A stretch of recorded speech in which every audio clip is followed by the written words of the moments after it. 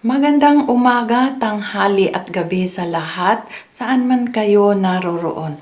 Problema nyo ba ang inyong mga mahal sa buhay dahil bigla na lang kayong iniwan dahil sa gayuma? Kung yes, yan ang ibabahagi ko sa inyo upang matulungan ko kayo. But bago ang lahat, disclaimer po tayo doon sa mga hindi naniniwala sa mga ganitong usapin. Malaya po tayong makakapamili ng mga videos na ating paniniwalaan, ika nga. So wag na natin patagalin. Bago po natin simulan ang ritual na ito ay meron po tayong kandilang pula. Wag na tayong bumili ng mahal. Basta't kandila lang po na pula. Habang ginagawa po natin ang ritual na ito ay sindihan na po natin. And bago natin simulan ang ritual na ito, kailangan po natin ihanda ang ating sarili. Ano po ba ang paghahanda yan? Kailangan po ay walang bitterness at puro positibo lang po ang nasa isip natin. Ganun pa man ang nangyari. Umiiyak kayo, nagayuma ang inyong mga mahal sa buhay, pues pakinggan nyo po itong aking ibabahagi sa inyo at ito'y makakatulong sa inyong mga suliranin. Una ay meron tayong papel. Ang papel ay kung makikita nyo may mga nakasulat na dyan. 1 to 7, gawin nyo po yan. Pakinggan nyo lang po at sundan nyo para hindi po kayo malito. Pakinggan nyo po para hindi po kayo malito at masundan nyo ng tama para yung ritual na ito ay mabigyan ng katuparan. 1 hanggang 7. So, ang gagawin mo dyan, isulat ang buong pangalan. Yung totoong pangalan po, hindi yung palayaw. Sa kabila po ay isusulat natin ang mga kahilingan natin. 7 din pong kahilingan yan. Kahit wag nyo nang lagyan ng space dyan, ilagay nyo lahat yung mga kahilingan nyo. And meron tayong panulat, of course. Meron tayong, pakiusap lang po, gumamit kayo ng clear. Meron pong mas maliit pa dito. Gumamit kayo ng clear. Clear lang po na garapa or baso, basta clear. And meron tayong tubig, meron tayong asukal. So, pakinggan at panoorin po ng tapos ang aking ritual na ito upang talagang ang solusyon ay makuha natin.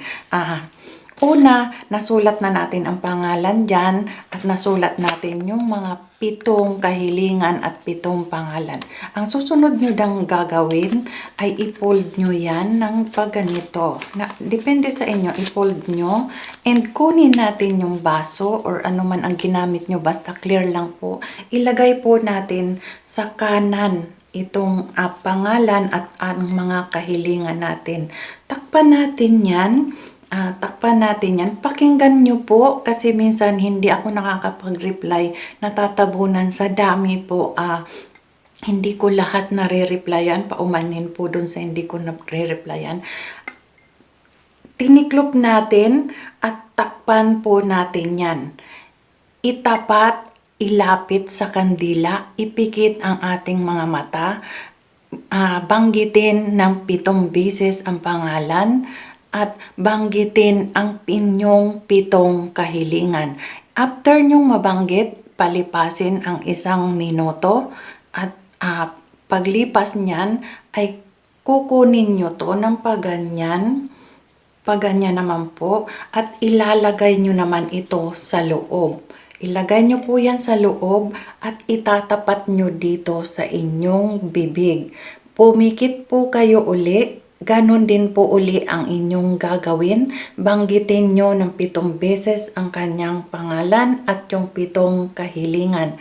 Pagkatapos nyan ay 1 minuto bago nyo ibaba ito at ito'y ilalagay nyo sa altar. Sa altar po na hindi mapapakialaman ng kung kanino man at ng sino man. At ito po ay gagawin nyo ng kayo lang or pribado lang po talaga. Yung kayo lang talagang mag-isa. Gawin nyo po yan at ready ang inyong sarili. Lahat po ng kahilingan, banggitin nyo na. doon sa pito na yon, isama nyo na doon sa pito na yon. And panoorin nyo ito ng buo kasi meron pa tayong tubig at meron tayong asukal.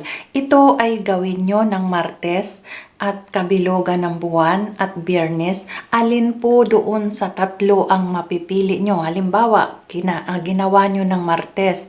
So, Martes, Merkoles, Huwebes, Biyernes, Sabado, Linggo, Lunes matatapos.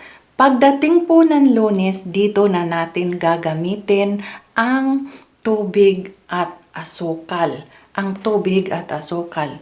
So, pagdating ng pampito, ay ganun, siyempre ganun pa din ang gagawin nyo. Babanggitin nyo ang ng 7 beses ang pangalan at babanggitin nyo yung inyong mga kahilingan ng 7 beses.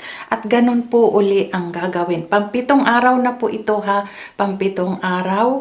And ganun uli pag ganyan. And ilalagay nyo ito sa loob. Pampitong araw po, pakinggan nyo po ako para ang ritual na ito ay tumalab po at makamtan natin ang inyong mga kahilingan. Gusto ko po talaga kayong matulungan and ayoko pong humiling kayo ng negatibo, puro positibo lang po ang ilagay nyo sa inyong mga kahilingan. So, pampitong araw, itinaob, nagbanggit ng 7 beses at itinapat, nagbanggit, pikit po ang inyong mga mata.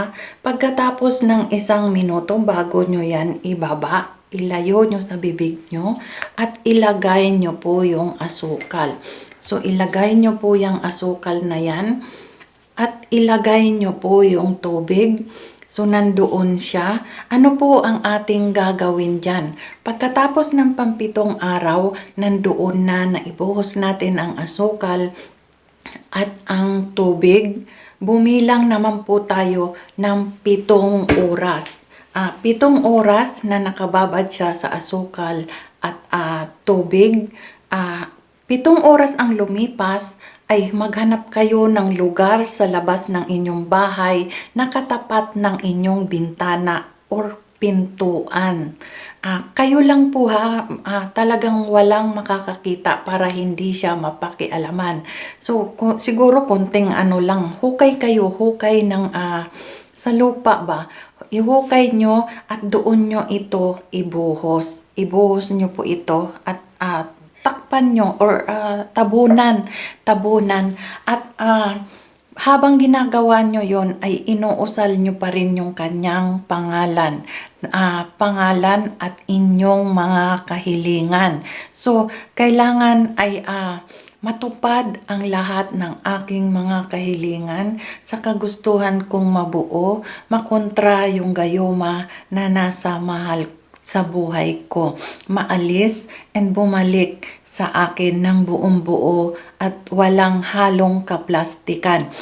Gawin nyo ito talaga ng kagustuhan nyo pakiusap at sundan nyo po yung aking mga instruction at maaliwalas talaga ang inyong paniniwala. Yun po, ito ay ginagawa ko upang makatulong ako sa mga taong umiiyak dahil iniwan. Si my boyfriend na Chinese, nakalimutan kong pangalan mo palangga.